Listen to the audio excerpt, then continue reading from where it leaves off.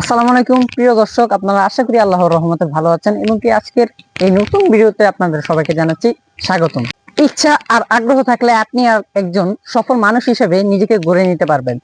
যেমন দেখা যায় যে বাংলাদেশে এখন বর্তমানে হাজার হাজার মানুষ ফুডকার্টে ফুড বিক্রি করে এখন রাতারাতি বড়লোক হয়ে যাচ্ছে। আপনার যদি ভালো নিয়ত থাকে তাহলে আপনি একজন বিজনেসম্যান হতে পারবেন। আপনি পড়ালেখাকে কখনো বিজনেসের সাথে তুলনা করবেন না। কারণ কি কারণে? আপনার থাম্বনেলটা দেখে হয়তো বুঝে গেছেন যে আজকের টপিকটা কি বিষয় ভিডিওটা আজকে তৈরি হতে চলেছে।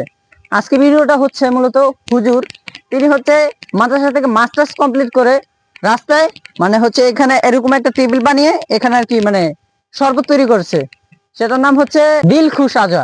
এই শরবতে আছে কাঠবাদাম, পেস্তা বাদাম, আরো নানা আইটেমের নাটস, তারপর হচ্ছে দুধ, তারপর আরেকটা আরেকটু আরো কিছু ইনগ্রেডিয়েন্টস আছে। সে মূলত 50 টাকা থেকে শুরু করে এখন 100 টাকা। তার শরবত যে খায় সে আবারও আসে। তার প্রতিদিন ইনকাম হয় প্রায় 5 থেকে 6 হাজার টাকা। তার বেচা কিনা আছে আরো বেশি, আপনারা অলরেডি কিন্তু ধারণা করে নিয়েছেন। তাই আপনাকে বলি, কখনো বিজনেসের সাথে পড়ালেখার তুলনা করবেন না। আপনি যদি বিজনেস করতে চান অবশ্যই পড়ালেখা তো আপনাকে জানতে হবে, কিন্তু অনেকে ভাবে যে ভাই আমি এত দূর পড়ালেখা করেছি, আমি কি ব্যবসা করার জন্য? ভাই আল্লাহ রাসূল বলে গিয়েছেন যে আমি তোমাদের জন্য ব্যবসাকে হালাল করে দিয়ে গেলাম। তো আল্লাহ ব্যবসাকে হালাল করে দিয়েছে, তাই আমাদের সবাইকে বিজনেস করতে হবে। ঠিক আছে, সবাইকে যে বিজনেস করতে হবে আবার সবাইকে যে চাকরি করতে হবে এমন কোনো কথা নেই।